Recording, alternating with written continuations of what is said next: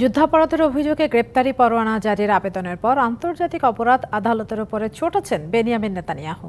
তিনি জানান, এতে গাজা সংকট আরও দীর্ঘ হবে।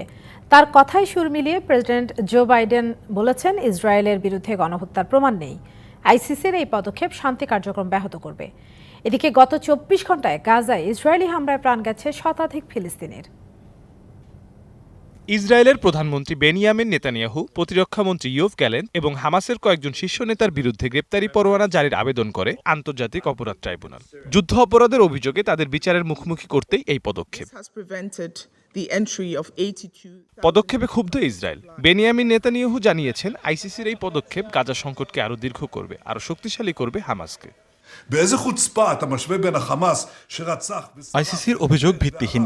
এটি শুধু আমার বিরুদ্ধে নয়, সমগ্র ইসরায়েলের বিরুদ্ধে আগ্রাসী চিন্তার প্রতিফলন। প্রসিকিউটর কিসের ভিত্তিতে হামাস ও ইসরায়েলকে এক বিন্দুতে এনেছে তার কোনো প্রমাণ নেই। এটি বাস্তবের সাথে সম্পূর্ণ উল্টো।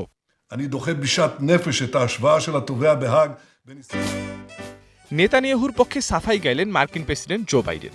বললেন, গণহত্যার প্রমাণ নেই ইসরায়েলের বিরুদ্ধে।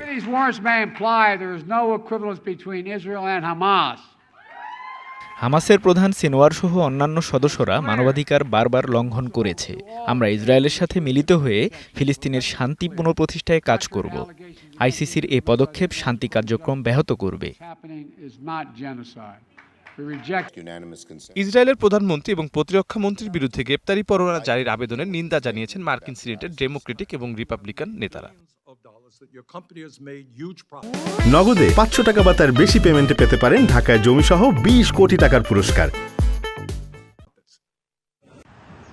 এসবের মধ্যে গাজায় থেমে নেই ইসরায়েলি তাণ্ডব। গেল 24 ঘন্টায় নিহত হয়েছেন শতাধিক ফিলিস্তিনি। পানি আনতে গিয়ে প্রাণ গেছে শিশুসহ 8 জনের। 7 অক্টোবরে গাজায় আগ্রাসন শুরুর পর থেকে বাস্তুচ্যুত 85% ফিলিস্তিনি। ধ্বংস হয়েছে 60% ভবন। খোদ ইসরায়েলের বার্তা সংস্থা আনাদুলুর এক বিবৃতিতে ফিলিস্তিনের সব অঞ্চলে শান্তিরক্ষী মোতায়েনের আহ্বান জানিয়েছে আরব League.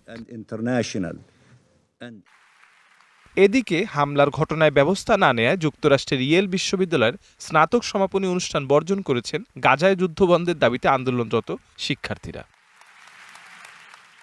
Mirza Sanowar Hossain, DBC news desk.